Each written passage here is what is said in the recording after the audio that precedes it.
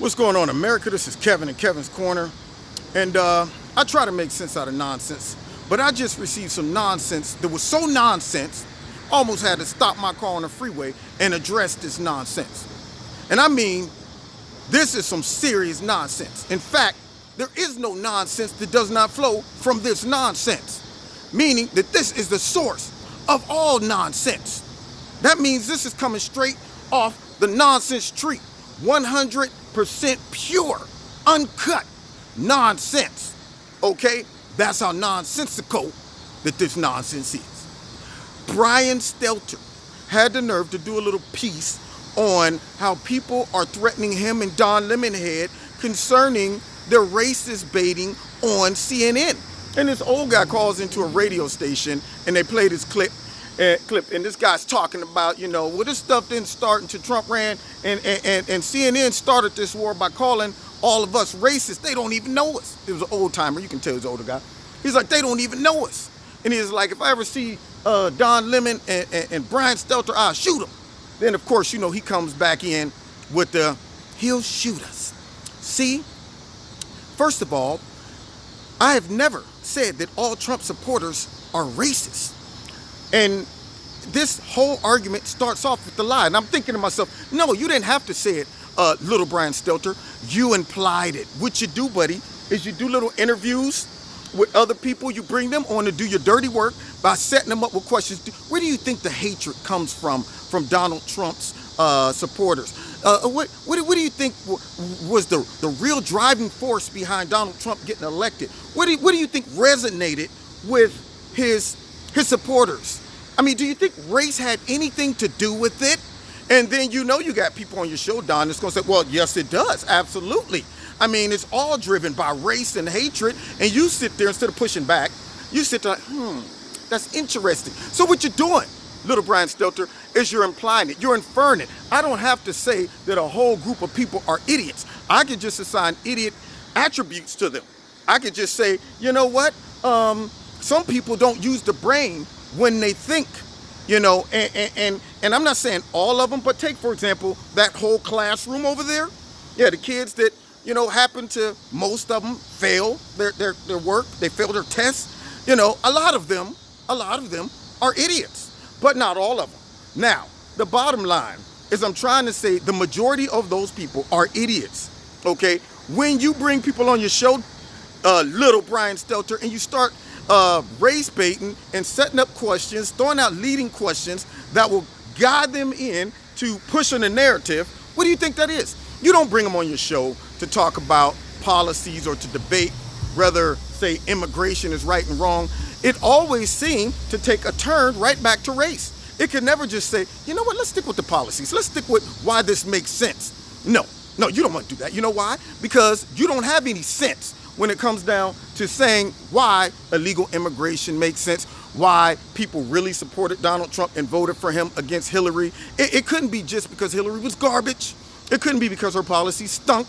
It has to be something else. So instead of defending her policies or defending the Democratic policies, what you do is you redirect all the questions, all the content, and all the inferences right back to some type of sinister motive when it comes to Donald Trump and his supporters. Just like the interview that I just watched, at the end of it, he plays a clip with Katie Couric talking about how she got threatened by somebody saying that they want her to get raped and all of this stuff. And then she says, and if you're wondering whether this is coming from the Trump administration, at the end of it, they had Make America Great. Now, first of all, when it comes down to the crooked, dirty, funky, nasty, liberal media, the guy who called in and said he would shoot Don Lemonhead and Brian Stelter if he saw him, my first question is he really, a real Trump supporter? Knowing CNN, they might have had it could have been somebody in the other room like, yeah, if I ever see Don Lemon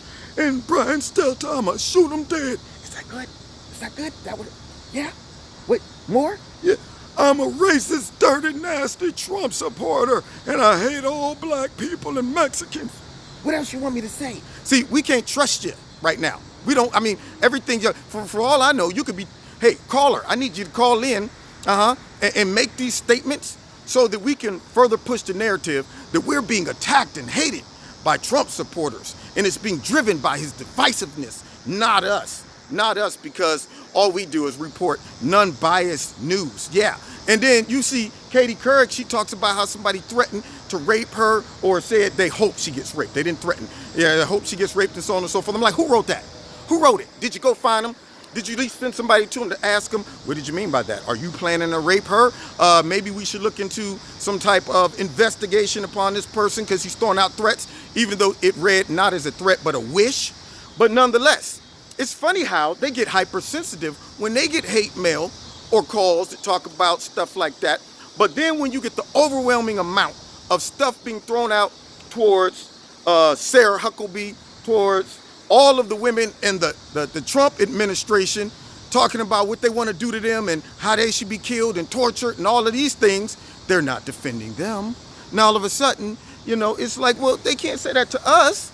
But when they say it to you guys, and when they talk about what they want to see happen to the president, and when they talk about what they want to see happen to the people in his cabinet, when they talk about what they want to see happen to all his supporters, even people we bring on our show that says things like that and accuse all his supporters of being racist and Nazis and things like that, it's okay because it's them. It's not us. See? And they deserve it. They deserve it. And you know what? They're not getting their motivation from us constantly using words like Donald Trump is a racist, Donald Trump is a bigot, Donald Trump is a Nazi lover, he's a white supremacist, he's a misogynist, he's a traitor to his country, he's Hitler. They're not getting their motivation to give those threats to all of Donald Trump supporters and the people in his cabinet from us.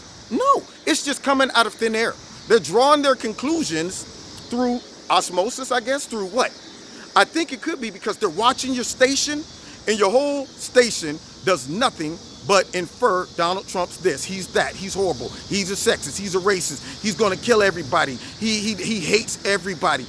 What do you think motivates those people to say what they say to Sarah Huckabee and all of those guys? What do you think motivates them? So for y'all, little Brian, to say that the motivation to say nasty and hurtful things to the media comes from Trump and the White House, but yet not own any of all of the people who attack his administration, his supporters, and him, that is the biggest fat hypocrite ever, okay? Yes, that's what you are, Brian. You're little teeny weeny, but yet fat. Built low to the ground for traction, I guess, with the open stadium. Yeah, you got the open stadium going. You need to just tear the stadium down. That's what I'm suggesting. Right now, he's rocking the open stadium. Look, before the stadium is open for business, this is a suggestion to Brian. Don't let him build the stadium, okay? You don't want the bozo the clown look, okay? When the stadium goes into construction and you know that they're going to be opening up business, okay, what you got to do is tear it down, Brian. Just go with the full-blown ball. Peel it. Just, that's it, man, because it's almost all the way gone. But you let the stadium get fully built, and now it's open for business, and people are coming to visit the open stadium. You gotta let it go, Bri. It's over, okay? Don't hang on to it, man. All right? Don't try to wrap it and pull it over. It's over. It's over. But nonetheless, getting back to how little Brian Stelter feels like this is an attack, but here's the bigger one. He tries to bring in Sean Hannity. He says, and I wonder where this man could have gotten this opinion about us talking about race and calling them all racist. I mean, could it be that the night before he called in, he just watched Sean Hannity that played a clip of me asking if race contributed to Donald Trump's election? And studies show. What studies? What studies, Brian? That's what I want to know. Studies show that it did contribute. No, he's not going to give you real studies. He's not going to say, you know what, 0.03% of the people who voted for Trump did it based off of racism, but the other 99% of the people had nothing to do with racism. In fact, most of them, probably half of them voted for Barack Obama at least once, and all of a sudden they just flipped the script and now they're racist. You know, you don't say that. So whatever study you're referring to, Brian, did that come right out of CNN's office? That's what I want to know. But nonetheless, this man has the nerve to talk about well, yeah, I said that, but I was just basing it off of what studies show. And I'm not saying that it's Sean Hannity that inspired it, but the guy, I find it strange. Yes, you are, Brian. See, once again, this is going right back to you saying, we never called all Trump supporters racist, but you're inferring it by bringing it up. Huh? It's funny how it just seems to fall into conversation whenever you're talking about controversial topics. You know, it always seems to come up somehow. So what do you think you're doing? You're inferring it. And if you didn't want the people to think about racism, you wouldn't have brought it up in the conversation. Just like when you said, well, you know, I'm not saying Sean Hannity is making this man say that.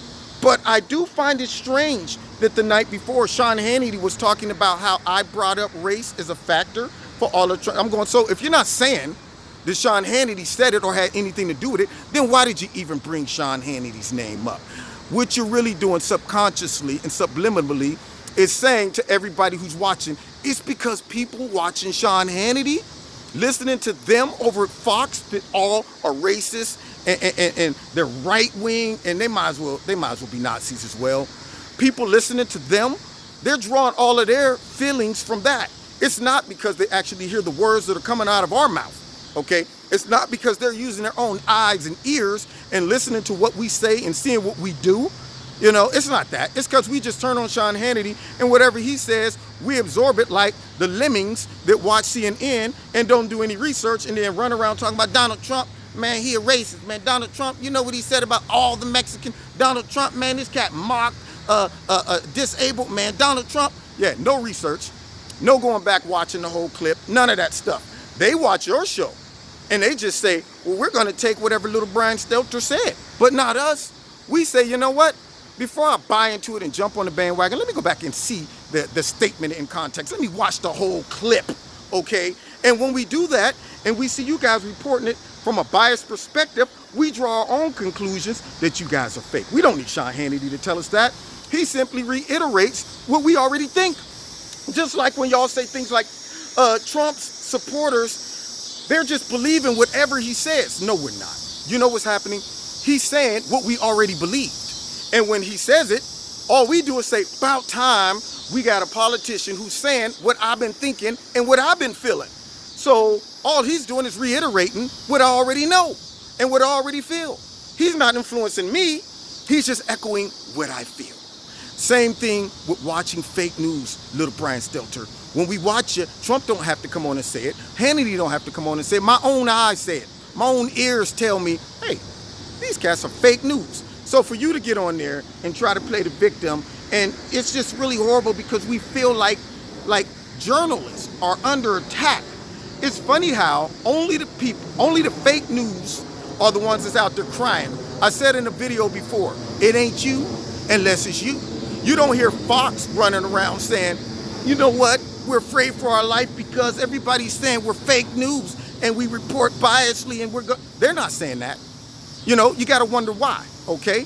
Yeah, they're not playing the victim role, but for some reason, your conscience is bothering you. So you got to go on the defense and make it seem like that you're not the source of your own problems, the sum total of your own choices, little Brian Stelter. Now stop pointing the finger and start pointing the thumb.